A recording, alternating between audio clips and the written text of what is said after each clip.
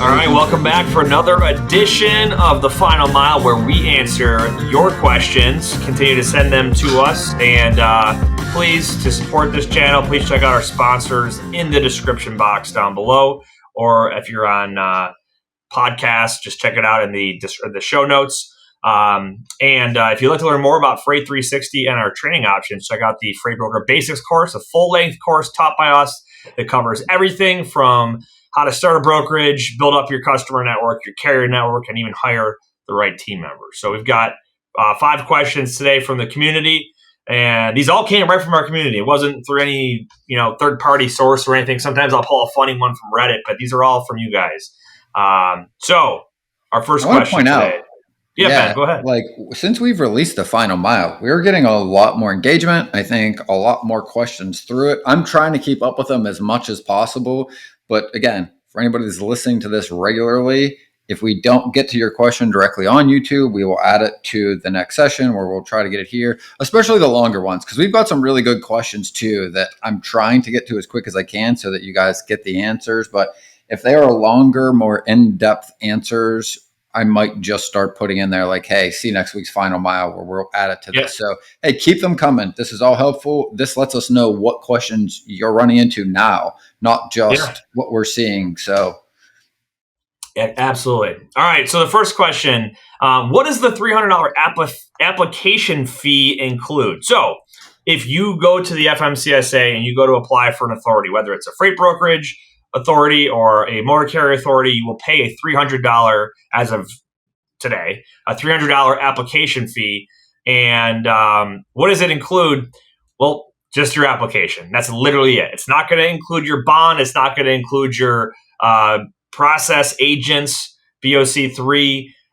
It's not going to include any other insurance. It really doesn't include anything except for your registering to be given a motor carrier number and a DOT number, and you'll be registered with the FMCSA to conduct business. So what's funny about that is we've talked about the low barrier to entry in our industry, right, for freight brokers.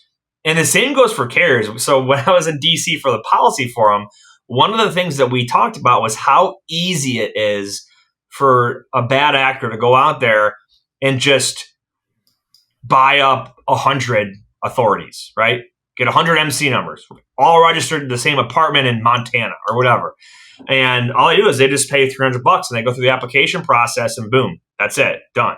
And obviously it looks like, we're not saying charge more money. The goal is, have some red flags in place that'll challenge people as to why are you buying 100 different authorities. But to answer, it's Adrian asked this question. To answer your question, Adrian, it's just the application. There's nothing else. If you're opening up a brokerage, you're still going to have to go out there and either put up $75K in a freight broker trust fund or purchase through a mode of insurance product, your freight broker bond that has a face value of $75,000.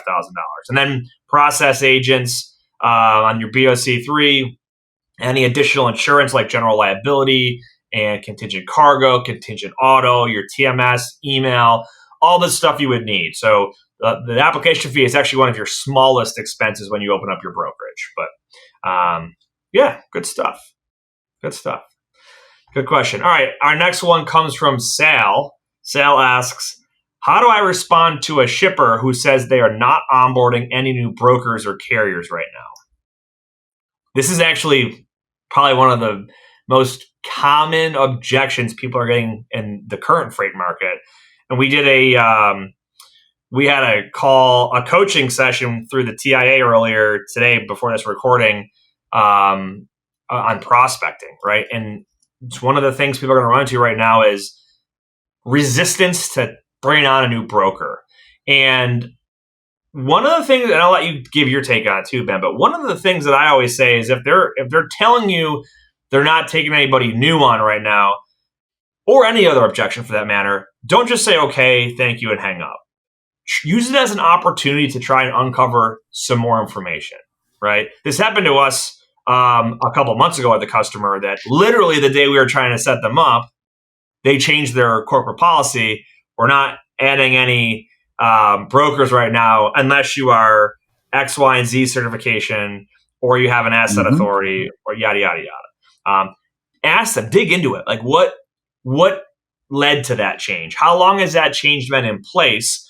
And what would they do if they're in a pinch on a Friday afternoon and they've got a hot shipment to go out? Is there a exception to policy when it comes to that? So I think it's going to lead to further conversation for you to be able to understand how their organization works, where they're coming from, how long that might be the policy for, what the reasoning is for it, things like that. It could also just be a BS objection because they try to get you off the phone. What's your take on it? We're not onboarding anybody new right now. As an analogy, right? If a door-to-door salesman shows up at your house selling anything, even if you wanted it or needed it, the first thing out of everybody's mouth is likely what? No, I'm not interested. Thank you. Yep. Right? Like it's a habit. You're used to saying it.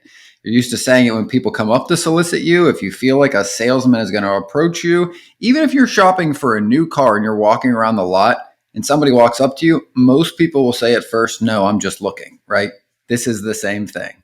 And again, the first thing I say when I get this is we talked about this in the training. I do what's called like a takeaway or a pressure release. And I go, oh yeah, that's pretty much what I've expected. To be honest, I don't even know that we would be a good fit to work with you either. The reason I was reaching out was, again, maybe my driver or whatever it is, I'm going to give them that reason. Hey, one of my drivers has delivered there for somebody else, said it was worth reaching out, said we might be a good fit at some point in the future. I just wanted to talk a little bit about how business had been over the past year. Do you got a second?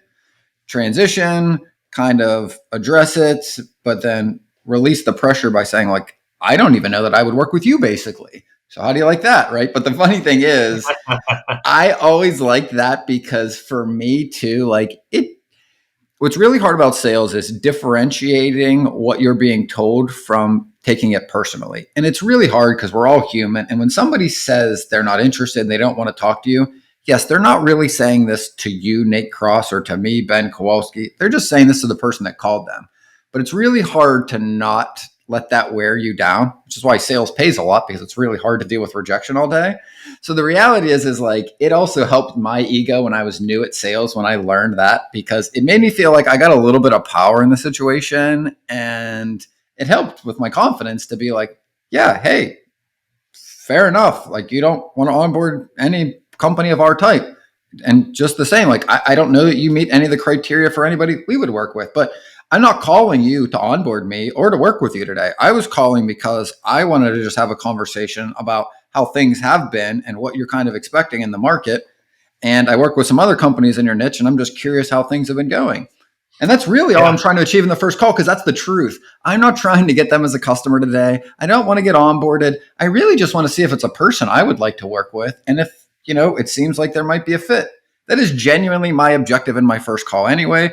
So it's not untrue, and it's certainly not a lie. Yeah, and we're going to continue to see a cyclical freight market for the long term. We're going to have the peaks, valleys, ebb and flow. When you get to these downturns, prospecting is important. It just looks different, right? Prospecting right now is a lot of rapport building, relationship building, whereas prospecting 2 years ago was, here's the 8 loads they can't cover. I got to go out and try to sling a truck for them, right? And we'll build rapport as time goes on, but they've got an immediate need for people. So it's just different, and you've got to tweak your approach based on what's appropriate for the current market. But good question, Sal. Next up is Marshall.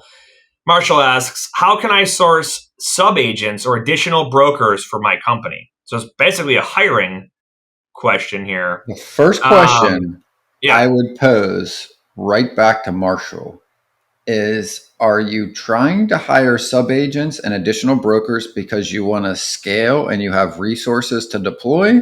Or do you want to source subagents and brokers because you want to avoid the hard job of making prospecting? It's a really good point. If the motivation is you don't want to do this and you think you'll be able to get somebody else to do it on your behalf better than you, good luck. I feel like if that is why you're trying to hire, because you're not willing to do the hard thing and you think you can convince somebody else to do it for you, they're never going to sell as well as you. they're never going to care about your business as much as you do. And I've never seen that work. Anecdotally, I'm sure it has, but like, Yeah.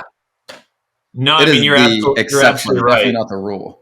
So by the time you're looking to bring on agents or subagents, if you're already an agent, or you want to hire W-2s, you should have a well-oiled machine in place that you are successful at, and your main goal is just to scale, because you're already doing a great job and it's time to grow and provide jobs and opportunities for other people and service more customers.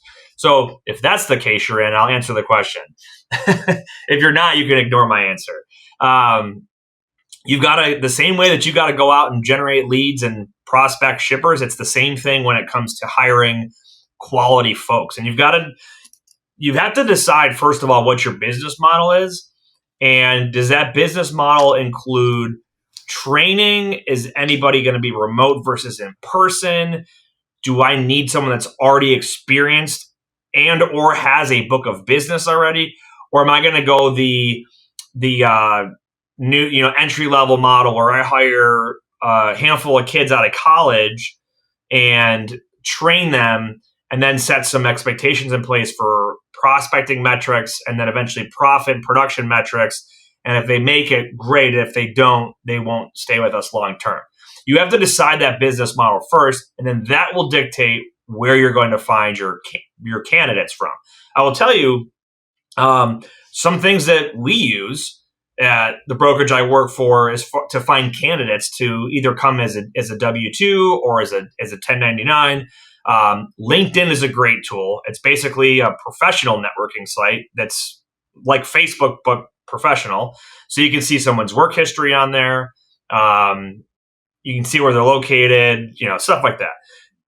Job boards are a great one. You can get flooded with some bad candidates or maybe unqualified candidates who apply when they don't meet your criteria that you want.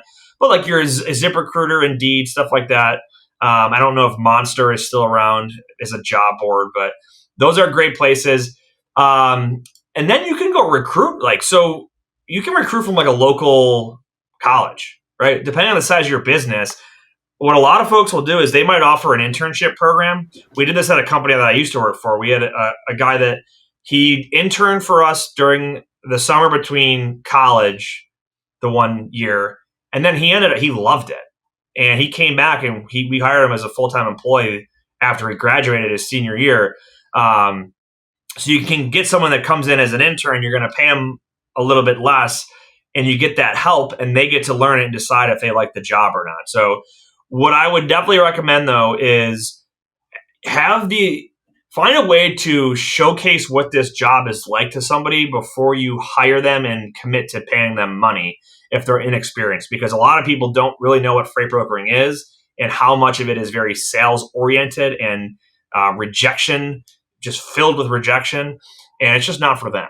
So, but yeah, you got to find people either through traditional networking or it's online or from a college or job boards or whatever the case might be, but have that business model in place before you just start going out trying to bring people on and then decide, well, I'm going to pay this one this way and commission this one that way and blah, blah, blah. Yeah, that's my take on it. You need a structure, right? If you're going to hire W-2, meaning you're going to pay them some salary to learn and you're going to train them to do this business, right? The first thing you need business moving through your company so you can train them and show them how to do this, which means, to your point and what I was saying earlier, like you have to have customers and this thing has to actually work already, right? Because the people that come in with just money and they say, well, I got my MC, I got my brokerage authority, I'm going to pay other people to build my company for me. One, there's nobody leading. There is no example. There is no culture. There's no existing freight to learn from. And there are no training protocols or SOP or any type of consistency whatsoever to bring anybody into, right? It's like trying to build an airplane while you're flying it. Like it's a recipe for failure. Yeah. So again, the only time I've ever seen a startup work is the person starting it up leads the charge, and then they're able to take the money they're earning to then hire additional people underneath them that then grow and learn from them and then go on to be their next salespeople. And then you grow and grow from there, right? So absolutely, this can be done, right? It's just, I always think it's important to understand your motivations before you look to do these things, because if you don't have anything there in the first place, hiring other people to build the thing for you, just, it doesn't work, because Yeah. they're getting less of the pie than you are. They're doing all of the work and they don't have anybody setting an example anyway. So even if they are successful, there's no cohesiveness. There's nothing holding it together. It's just random things happening in a transaction here. And like you said, this person's an agent, this person's a W-2, and this person does this some of the time. Like, they just rarely ever work because There's got to be a no method to the glue. madness, There's right? no culture. There's no leader. There's just, it's like herding cats, right? That old saying, they're just running in different directions, Yeah. just trying to make sense of all of it. Yep, exactly. All right, Madison asks, what are some pros and cons of credit card payments from a shipper? Well, there's two scenarios here. One is a prepay via credit card, and the other, I don't know which one she's referring to, but the other could just be a standard payment. So I'll get the less likely one out of the way. The standard payment, usually not likely to be paid via credit card. There are fees associated with taking credit cards. So what a lot of brokerages will do is charge a 3% fee to whoever it is that's using the credit card to absorb the cost of that, right? So, hey, you want to use, like, let's say you're a shipper and you're a small company and they're like, oh, I want to pay all my bills on my credit card to get airline miles and points. Well, that's all fine and dandy, but the merchant tends to be the one that has to pay the expense to get those funds. So a lot of brokers will tack that on. Now, prepayment, this is where I normally would see credit card payments, right? You look a customer up in a credit database and they have either poor credit or no credit. They just don't have any history. So you're not comfortable extending them a line of credit. So you'll say, fine, you can prepay and we'll bring you on as a customer. That could be in the form of ACH, which is probably the preferred method, or a wire, or a credit card, which again, there's going to be merchant fees involved in that. So what I do like about the credit card in this case is that you're giving a customer the ability to show their value to you, that they're going to pay their bills because they're literally prepaying to you. And now you've got rapport and trust with them that you can go ahead and decide maybe a month down the road, I'm going to extend you a small line of credit and put you on invoicing terms, right? And I'll report your payments to the proper agencies every week or whatnot. And that will help you over time build your credit reputation for other folks out there that may look you up in the future. So the good thing is, you're going to get your money, but the bad thing is there's fees associated. So you might have to pass them off to the customer or eat them yourself. Did you guys ever deal with credit card payments? Was there like an SOP you had when you started in the brokerage? I mean, I've dealt with it for all the reasons you just outlined. In fact, that was a pretty comprehensive explanation. I mean, we only did it. Usually it's like a new small business with no credit, and you want to help them establish it. So you take it to help them move their shipment. You want to work with them. You want to help them build their credit, just like any new business. So those are every instance that you outlined that I've actually been involved with credit card payments. Yeah. And I think maybe there was a case or two I remember where maybe the line of credit they were maybe having issues and needed help with like a one-off shipment, and they were willing to prepay it again, but few and far between. Not as a like matter of business. Yeah, there are some niches in brokerage that the customer's always going to pay this way, right? Yeah. You could be working for it could be like some of these heavy haul auctions, right? Like Richie Bro is one of them, right? Where literally like someone will buy a piece of equipment and they are going to a broker might literally be there at this auction site and say, I'll get a truck for you to get this moved. It could be auto hauling as well. And it's just going to be some guy or girl. It's not a company. And they're just going to give you, hey, here's my card, take my money. Right. And that's just, it just is what it is. Trying to think of Yeah, I would say another one might be just a company that doesn't normally ship full truckload, right? And it's just a Yeah. one-off scenario where they got a large order and they normally go through other avenues, or maybe they like just don't normally ship because they've got a storefront or whatever, and they occasionally get a request for a truckload. And I've seen Yeah. that come across. Like there was Actually, a I weird had a, one. go ahead. Good. I was gonna say I had a buddy actually that reached out to me about a year ago, and he started a company where they were like selling mirrors or something. Him and his sister, but a lot of it was done.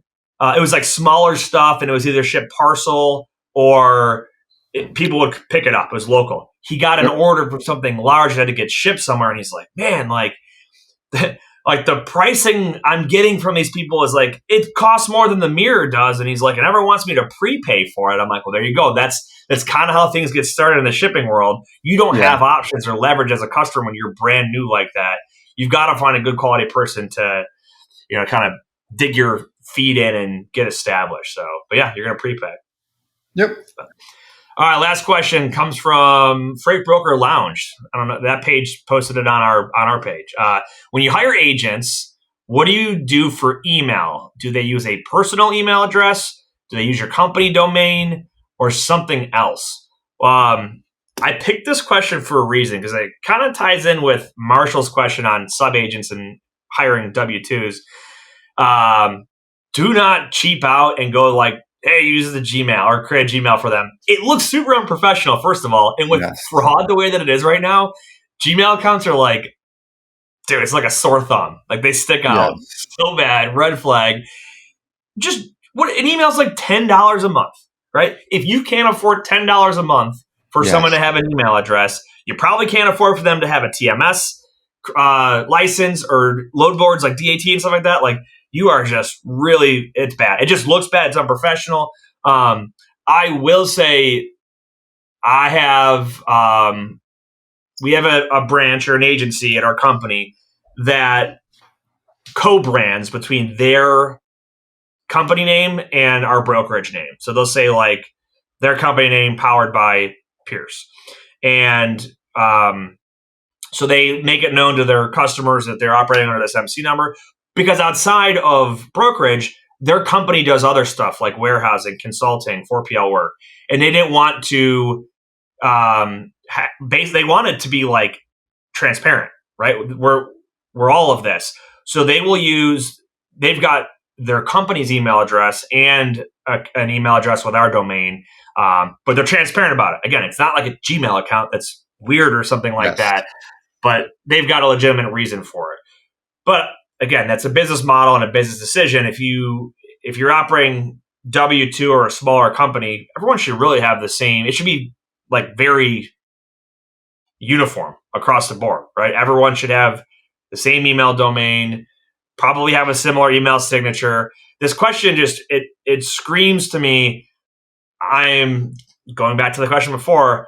I don't want to do this work, so I'm going to hire a bunch of people to do the sales for me, and either don't have the money or I don't want to pay to get them an email license. So can I get away with a Gmail account? And that's what I'm worried about with this question. But that's my take. I would say, I mean, what in your experience, everywhere that you've been a freight broker, haven't you been given a email account? I have never seen an instance where I've used a personal email for business. I've seen I it. don't. I've seen Oh, it I've seen before. it happen. I mean, Yeah, me personally, like, I don't yeah, think in any legitimate company I've ever worked with, worked for, or been associated with doesn't at least have their domain and is paying for that for the email addresses. Because, like you pointed out, it's like your lowest cost of everything you got to do to start up a brokerage. I mean, to be honest, like, that is less than your application fee for your authority. It's less than your DAT monthly bill. It's maybe if you're using the freemium version of a TMS at first, I mean, arguably it's a little more than that. But as soon as you start paying for it, it's above that. So, I mean, like of the 4 or 5 things you need, it's probably the cheapest. And also, I want to point out, like you said, like perception matters so much in sales, and it is such a hurdle. And you will spend all of your effort getting customers to know and trust you that you don't want to basically have the face of that be something that creates distrust, right? Like Yeah. if you're doing business with any other business in any other aspect of your life, and you get an email from like a Gmail or a Hotmail account or like an MSN account, right? Like if your dentist sent that to you, you wouldn't question whether or not that was fraud.